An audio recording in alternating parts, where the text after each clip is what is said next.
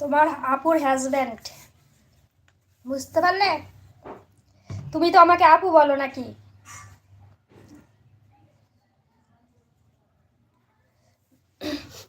আমাকে আপু বলো, তাহলে জামাইবাবু। ওটা তোমার জামাইবাবু, তুমি চেনো। হয়তো অনেকদিন না আসে না তো ভুলে গেছো। আর আমি তো লাইভে আসি না সব সময়।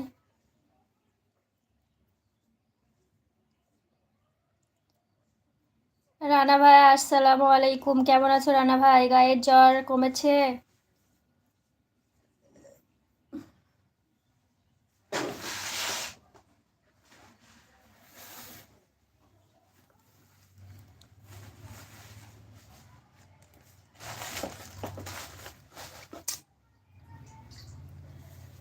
আসসালামু আলাইকুম কলিজার বোন, বাড়ির সবাই কেমন আছে রে? ওয়ালাইকুম আসসালাম রহমতুল্লাহি বরকাতু। কলিজার ভাই, বাড়ির সবাই ভালো আছে? নাস্তা করে নাস্তা করেছি, খাওয়া দাওয়া হয়ে গেছে।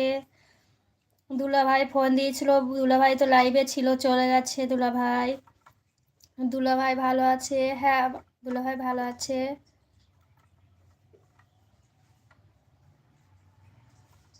খাওয়া দাওয়া করে আসলাম, আবার চলে যাব। কোথায় চলে যাবে ভাইয়া?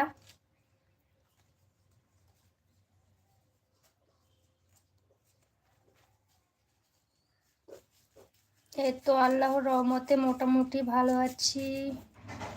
ওষুধ খাইলাম, এখন জ্বর কমেছে। ও, উনি লাইভে আসেন? হ্যাঁ।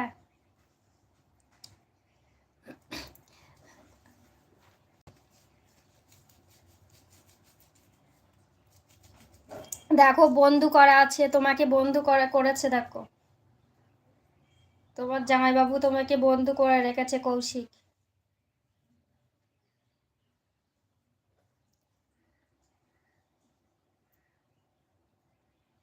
এই তো একটু পরে অফিসে যাব আর কি।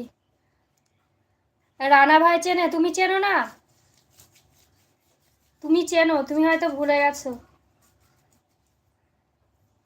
কাজে ব্যস্ত থাকে তো ওই জন্য লাইভে আসে না।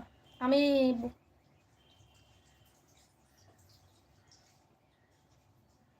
হ্যাঁ, ভুলে গেছি। সবসময় কাজে ব্যস্ত থাকে তো ওই জন্য লাইভে আসে না। আমি আজকে ফোন করে বলে ঢুকেছি না আমি লাইভে যাচ্ছি, তাই জানতে পেরেছে।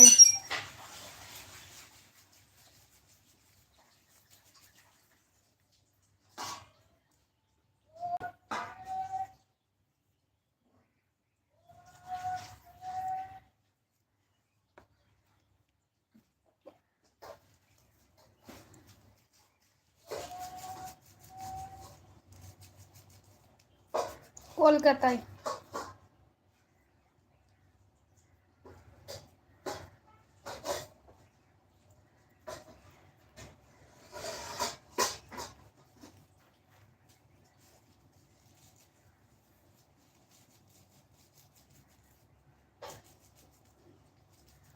ও একটা কোম্পানিতে কাজ করে, সেলাই কোম্পানিতে।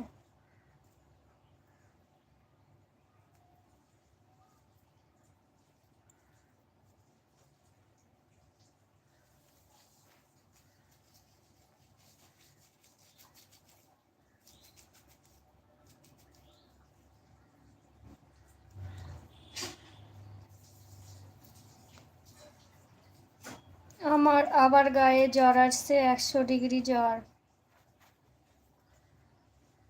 ওষুধ খাও ভাইয়া। এই 100 ডিগ্রি।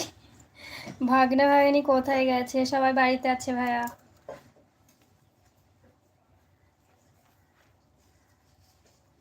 হ্যাঁ কৌশিক ভাই, 100 ডিগ্রি।